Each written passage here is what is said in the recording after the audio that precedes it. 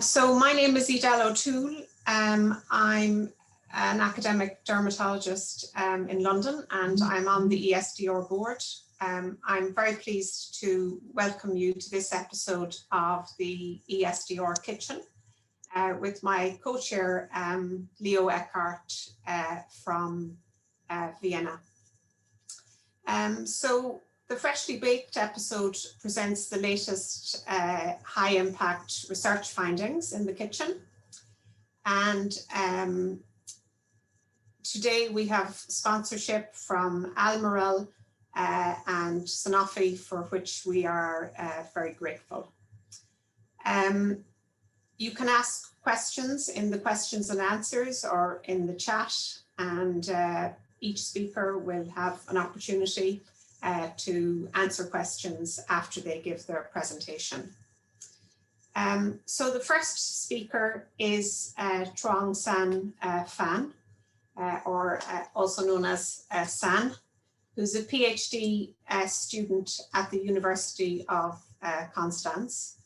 And he's studying the role of keratinocyte glucocorticoid synthesis in skin homeostasis and inflammation.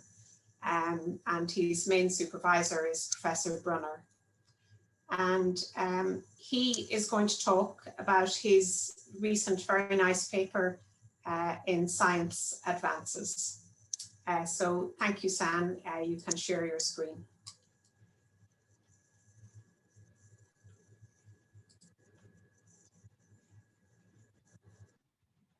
Hi, thanks for the kind introduction, and also thanks for the opportunity to present our study entitled Keratinocytes Control Skin Immune Homeostasis through de novo-synthesized glucocorticoids. Glucocorticoids are one of the most potent anti-inflammatory mediators in our body, and they are mostly produced by adrenal glands, released into the blood, regulating pro-inflammatory genes. And these glucocorticoids, the synthesis and release is actually controlled by the central HPA axis, hypothalamus, pituitary, and adrenal gland. And glucocorticoids and all the other steroids are actually synthesized and derived from cholesterol. The synthesis goes through enzymatical steps involving cytochrome P450 enzymes, such as the final enzyme 11-beta hydroxylase, encoded as CYP11B1. It produces cortisol, the main glucocorticoid in humans, and corticosterone, the main glucocorticoid in rodents. And actually, in fact, the skin was described several years ago that it possesses all the elements of the HPA axis, and it also has all the enzymes to de novo synthesize cortisol or corticosterone. And several years ago, a group also showed that psoriatic lesion skin from human patients, when they cultured ex vivo, they could see that these skin biopsies were actually deficient in producing cortisol and to release cortisol compared to healthy skin biopsies. We also could show that the enzyme of the de novo synthesis is also reduced in psoriatic lesions and also deficient in psoriatic skin lesion biopsy skin sections. And our main question arises whether genetic deficiency of this kind of enzyme, which produces cortisol or corticosterone, represent a disease mechanism or is even relevant for inflammatory skin diseases. So to address that, we target the CYP11B1 enzyme in rodents, which produces corticosterone. And we created a model based on Cre-Lox-P system, which is induced by tamoxifen. And upon tamoxifen treatment on these mice, CYP11B1 is deleted in keratinocytes, which means that we have a skin-specific CYP11B1 deletion, and we could show that they have decreased skin transcript levels in the skin of CYP11B1, and skin biopsies of these mice also showed that corticosterone release is reduced. And we wanted to see how our model system behaves when we apply inflammatory skin disease models on them. So, for example, when we apply FITC to induce contact hypersensitivity, So FITC application induces TSLP-mediated contact hypersensitivity. So we applied them on knockout and control mice, and we could see that knockout mice, which were FITC sensitized before, showed increased skin inflammation, for example, measured by ear swelling. And we also see increased inflammatory phagocyte infiltration. And most interesting is that the skin also has, in knockout mice, show enhanced IL-17 transcript levels, indicating that they are biased towards type 3 immune responses. Although this type of model is kind of a type 2-ish skin inflammation. And we also see, not significantly, but naive knockout mice, untreated naive knockout mice already show enhanced IL-17 levels, which indicates for a predisposition towards type 3 immune responses. And we further looked also in more type 2 model, the effect of glucocorticoids in the skin. So we wanted to know whether glucocorticoids in the skin are also able to restrict atopic dermatitis. So we used an experimental atopic dermatitis model by applying MC903, which is a vitamin D3 analog. We applied them on the skin of knockout or control mice to induce TSLP-IL4 mediated atopic dermatitis skin inflammation. And however, here we don't see any aggravation in skin inflammation in the knockout skin. So they're comparably the same. AD pathogenesis also develops the same in both genotypes, in red and blue. However, but in knockout skin and knockout mice, they seem to have reduced itch sensation, and also the knockout skin have reduced IL4. So overall, it seems that glucocorticoids from keratinocytes are not really controlling the AD skin inflammation, but the question remains whether they may be necessary for the IL4 itch pathway. We couldn't answer that question yet, and we moved on to a more type 3 model to investigate whether they are controlling psoriasiform skin inflammation. So we applied IDERA on knockout or control mice. IDERA contains imiquimod, which induces a 17-dependent psoriasis skin inflammation. And here we could see that knockout mice, which were treated with IDERA, show increased skin inflammation with increased abscess formation. The severity of the psoriasiform skin inflammation is much more elevated in all clinical parameters, and the overall pathology has increased as well. Interestingly, also knockout mice which were untreated developed at later time points a kind of a spontaneous skin inflammation. So histological analysis also showed that the skin of knockout mice in psoriasiform condition showed that they have much more severe inflammation, tissue damage, increased neutrophilic infiltration, and one of the hallmarks of psoriasis is, for example, hyperplasia, keratinocyte hyperproliferation. But in this case, in knockout skin, it seems that keratinocytes are not able to cope with the inflammation. So as you can see there, it's actually like a graveyard for skin cells. They are not able to cope with the inflammation. Neutrophilic infiltration is overrunning the epithelial tissue, completely destroying. And we also see here, like here, overformation of abscess. And we also look for T cells, and we hear most abundant differences are, for example, the infiltration of NK T cells, double negative T cells, CD8 gamma delta T cells, but also very prominent is the reduction of regulatory T cells in the IDERA-treated knockout mice. So all these observations indicate that these are the factors that sustain the psoriasiform inflammation in knockout mice, which is also more severe than control mice. And we also looked for IL-17 because it's a model which depends heavily on IL-17. We also see gamma delta T cells, which still produce IL-17, but in addition to that, other cell types like NK T cells, double negative T cells, but also CD8 gamma delta T cells produce IL-17 in addition to gamma delta T cells, which may explain why we have much more severe inflammation in knockout mice compared to control mice. And we extended our experiments with naive mice because we already saw that untreated naive knockout mice do also develop spontaneous inflammation, and this is characterized also with enhanced ear.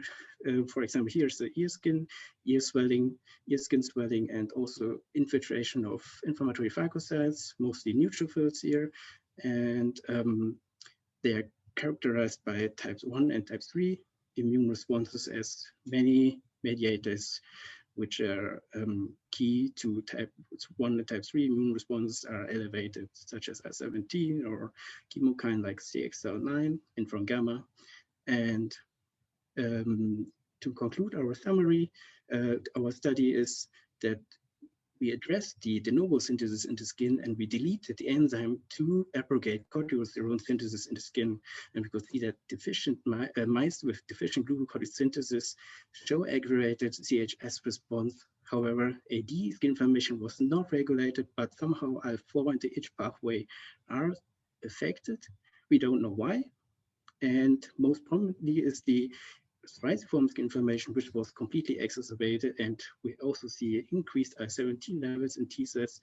And very interesting is that deletion alone leads to a long-term, leads to a type 1 and type 3 immune response.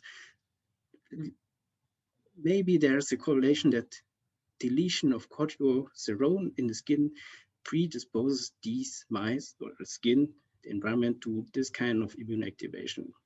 So overall, we can say keratinocyte glucocorticoids are relevant for the skin homeostasis through differential actions that are still not understood in every detail. However, I think our study shows that there are major implications for the skin neuroendocrine system as a new therapeutic target. So, however, there are still many questions remaining because many mechanisms in the skin neuroendocrine systems are not yet revealed. And also one of the outstanding questions is also which factors actually suppress the skin neuroendocrine system and steroidogenesis in patients with inflammatory skin disease. And with that, I want to thank everyone who participated and helped us with the study, with helping minds and helping hands. And I would like to thank you for your attention. Thanks. Thanks so much, San. We'll have questions after the second speaker. So any questions for San, please put them in the chat, questions and answers. Thank you. So the second speaker is Min Ma, who is actually a postdoc with Paolo Dotto since April 2018. She obtained her bachelor's degree in China and moved to Sweden, Uppsala, for her master's. She then did a PhD in cell biology focused on MAP kinase signaling in childhood medulloblastoma. She then moved to the University of Lausanne to work with Dr. Serge Pelle, and subsequently joined Paolo's lab. So she's going to talk about her recent paper published in the Journal of Experimental Medicine. So thank you, Min. Okay, thank you very much for your introduction, and thanks for the organizing. It's nice to present our last work here about the sustained androgen receptor signaling is the determinant of melanoma cell growth potential and tumor genesis. So, melanoma is the tumor of melanin-producing cells, and we all know that almost half of the melanoma is associated with sun damage. However, when we look at the statistic of the patients for male and versus female, we saw that man always has worse melanoma survival and higher incidence at different age group, and always men has almost double of the death compared to female. So we raised this question: why always men has this worse melanoma survival? And we look this the origin of the sex difference, which is the XY genes. So in female we have XX, well in the males we have only X and Y. And when we look the genes, one of the interest in the genes which are particularly interested for us is the androgen receptor located at the X chromosome, which is belongs to a nuclear receptor superfamily. It has N-terminal domain, DNA binding domain, as well as the ligand binding domain. It can be activated by androgenic hormones such as testosterone and dihydrotestosterone. The function of androgen receptor has been reported in many different organisms like the skin, liver, vessel, and as well as the immune response. So we would like to ask what's the role of androgen receptor in melanoma. So first we check the androgen receptor expression in melanomas, both from the patients and from the in vitro cell lines. As you can see there, we compare the flanking skin melanocytes as well as the melanoma tissue. We found that the melanoma always has higher androgen receptor expression levels, and this is also true in vitro when we compare the human primary melanocytes to the melanoma cell lines.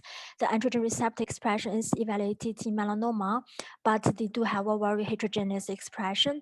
So what could be the role of the androgen receptor here in melanoma? We do this functional assay. So we silence the androgen receptor by two different shRNAs, and we track the expression, the proliferation and the self-renewal potentials by the colony formation as well as the sphere formation assay in 3D. And we found that androgen suppression is really induced a lot the proliferation capability of the melanomas and the self-renewal potential. This also induced the apoptosis and senescence in melanoma. And we are able to confirm this effect by androgen receptor inhibitors such as AZD3514. And also, whenever we stimulate the cells with the DHT, the dihydrotestosterone, we are able to stimulate the cell growth. So with this, we start wondering what is the role of androgen receptor in the melanoma. And to understand this, we did this global analysis of the transcriptome with three different melanoma cells. And by comparing the expression levels, we established this androgen receptor signature, including 152 genes are very strongly and consistently up and down regulated in these three melanoma cell lines. And one of those you can see here, IKM1 as well as CDC7L. And then we use this signature, we check the TCGA skin melanoma data set, and we found this is the clinical significance because the signature is really associated with the patient survival. When the AR level is high, they have worse survival, while in the other side, AR low, they have better survival.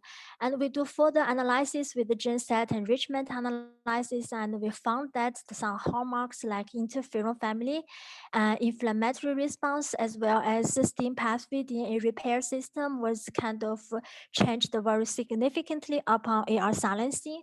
And we are particularly interested in the STEAM pathway because this pathway is activated when the double-strand DNA leakage happens from the nuclear to cytoplasma, and the STEAM will be upregulated, which is normally suppressed in the tumor cells, and this will induce the interferon family 1 expression, finally leading to the inflammatory responses. So we further confirm the silencing AR effect on the double-strand DNA leakage by immunofluorescence. As you can see that upon the AR silencing, you see a lot of double-strand DNA in the cytoplasma, as well as the STING expressions upregulated after this. And we also managed to confirm that the AR silencing effect is based on the STIM pathway activation because two of the downstream markers like the IL-6 and IKM1 expression is suppressed once you remove the STIM pathway here. So we get the confirmation here. And then we would like to ask what could be the molecular mechanism of androgen receptor regular DNA repair system in the melanoma cells. So we did the promicity ligation assay as well as co-IP to test if androgen receptor is involved in the DNA repair system, such as the two of the most important protein like the Q17 and Q18, if there's any link. And by these methods, we see that androgen receptor actually is intact with Q17 and Q18. And as Q17, Q18 has been well known that it's intact with the RNA-PO2 system for the DNA repair happened in the proliferation and the RNA-PO2 associates transcription. And when we remove the AR in this, we noticed that the Q70 RA-PO2 interaction is kind of damaged. With this, we propose a model to see that androgen receptor function perhaps like a platform to anchoring the Q70 and Q18 to DNA repair proteins to the RA-PO2, and which we are preventing the RA-PO2 associated DNA damage in this system. And with this, we move on to working on the in vivo systems. We would like to check what's the role of androgen receptor in vivo. Is that consistent with what we found in vitro? So what we have done is we do the androgen receptor silencing, and we reject the cells after selection to the mouse in the back rejection. And we do 6 days, around 2 weeks, and we sacrifice the mice. We compare the size of the tumor as well as the proliferation capability of the tumor cells in vivo. As you can see, that AR silence is really suppressed the tumor growth, as well as the Ki-16.7 positive number and percentage of Ki-16.7 was decreased significantly. And we further confirm that the double-stranded leakage was also happened in vivo. STING expression is also upregulated, as well as the IKM1. And by the end, we find that the macrophages was able to migrate more into this tumor region compared to the control. To understand more about the androgen receptor in the tumor immune response, we switched to this mouse melanoma model, YAM 1.7, and we silenced the androgen receptor also in vitro, and then inject it into the BLAK6. By comparing the tumor size, we can see that silencing androgen receptor already significantly reduced the tumor size. And in addition, we try to dissect the tumors and trying to profile how's the immune cells inside of the tumor region. And by the FOX, we are able to found that actually we have more macrophages infiltrated into the tumor region, and also we have much less than Treg percentage compared to the control after AR silencing. And the good thing is also we have some increase of T killer cells in the tumor region. So with this, we are able to confirm that androgen receptor silencing not only reduced the tumorigenicity, but also increased the tumor infiltration in vivo in the mouse melanoma model. So with this, I take you to the summary slides of my work, and the take-home message of this work is the first, androgen receptor signaling is key for melanoma cell proliferation and tumorigenesis. And second, the genetic or pharmacological surprise of androgen receptor leading to the genomic DNA breakage, and this double-strand DNA leakage into the cytoplasma will leading to the STING pathway activation, which finally result in the immune and the inflammatory responses. And with this, I would like to thank you very much for your attention, and also my members of Professor Gianpaolo Dotto's lab, both in Lausanne and in Boston. And we also have very great collaborators in Switzerland as also in the United States. So thank you very much for your attention. Thank you very much, Min, for this very nice presentation. So now the question and answer session is open, and I'm happy to moderate the session. And please, all people in the audience, feel free to post your questions in the chat room. And to begin with, I would like to ask a question to Min. So I'm not sure if I understood correctly. So you focused on the androgen receptor, but what is the effect of the androgen levels? So do you need to activate this receptor in your setting? Actually, the cells has active androgen receptor signalings. It's always there. It's an essential function there. So we don't do that particularly in vitro.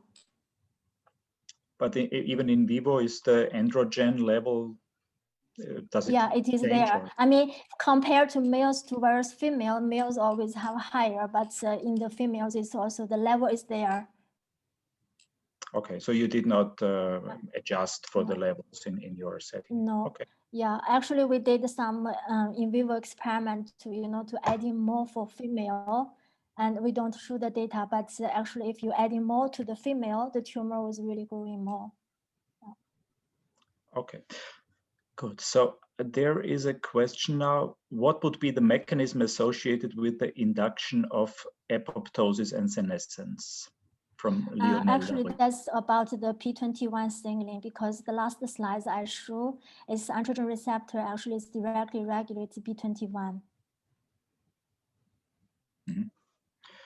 Okay, I go on with the next question also to Min. So I'm not sure if you can read in the chat. Yeah, I can read. Lionel. Yeah, actually, so we are what not is really the importance looking. of the MITF in your system, to ask just the last part?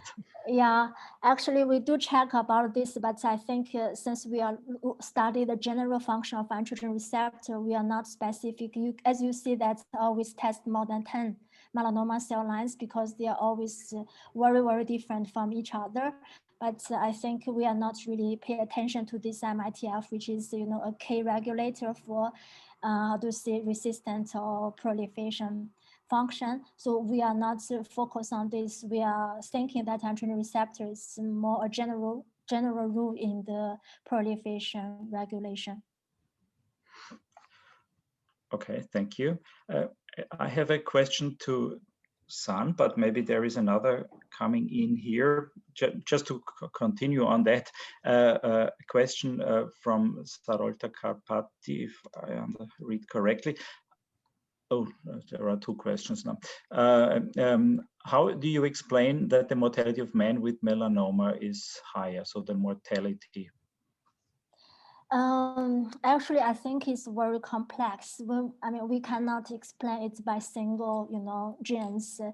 To me, it's still, I mean, I think my feeling is the immune system. Mm. Yeah.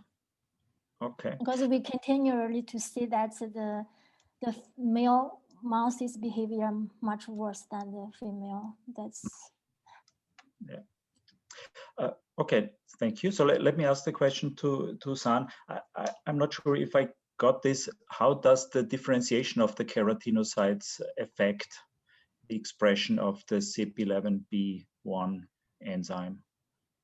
That's a good question, since we still do not know exactly which cells or which keratinocytes in the epidermis are expressing different kind of CYP11B1 levels. We also don't know actually which cells are really relevant yet in the epidermis. So it could be basal keratinocytes, could also be keratinocytes from the spinosome, but I guess that the activity of the enzyme of the 11-beta hydroxylase is also decreasing with differentiation as well. But and is the situation similar in the mouse model and in the human skin, or are there differences that limit, let's say, this the mouse system as a model?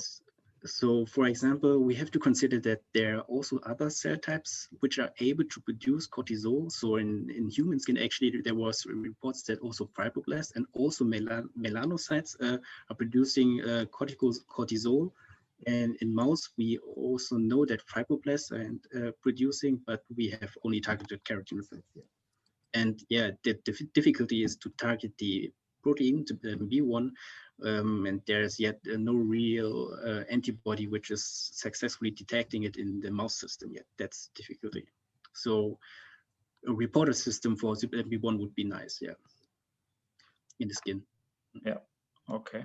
And to follow up on this, so is the effect that you discuss, is it a local effect, or would you expect that the skin influences the systemic levels of the glucocorticoids? So the skin is actually able to communicate with the system, with the steering hormones from the HPA axis. However, we don't know whether glucocorticoids from the skin also affect the system, but this would be a very good question, and this is also very important to look at it.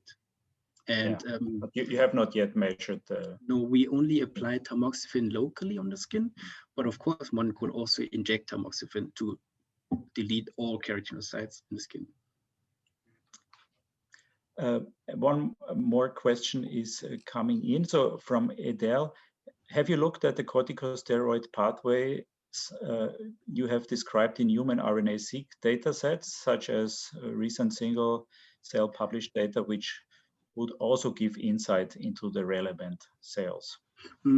I think many, so there are some RNA-seq data sets which show cytochrome P enzymes, but many RNA-seqs are not including that kind of enzyme expression, because also it's probably too low for RNA sequencing. But yeah, I think some are reporting, and there are also some evidence, at least for the ZYP-A1, which produces pregnenolone, which derives from cholesterol. So the first step, there are some evidences as well. Yeah. And this is also not only relevant for cortisol, but also for vitamin D and other steroid hormones in the skin as well. Yeah. Or androgens, for example. Okay, good. So I don't see any immediate questions now. So, and actually we have already reached the limit of the time. So thank you very much again to both San and Min for the very nice presentations. If there are more questions, I think both of you will be happy to answer questions that are sent by email. So interested people feel free to contact the speaker. So with that, I would like to close the session and give a brief outlook to the next ESDR kitchen, which will be, of course, also very exciting. We stick to the topic of melanoma, and at the 19th of May, Lionel Larue will give a presentation on biological models to study melanoma. I think this will be very exciting, and I invite everybody to join again in the middle of May. And with that, I thank the speakers and all the audience for participating, and I wish you a nice afternoon and see you again at the next ESDR kitchen. So thank you very much, everybody. Bye-bye. Thank you. Bye.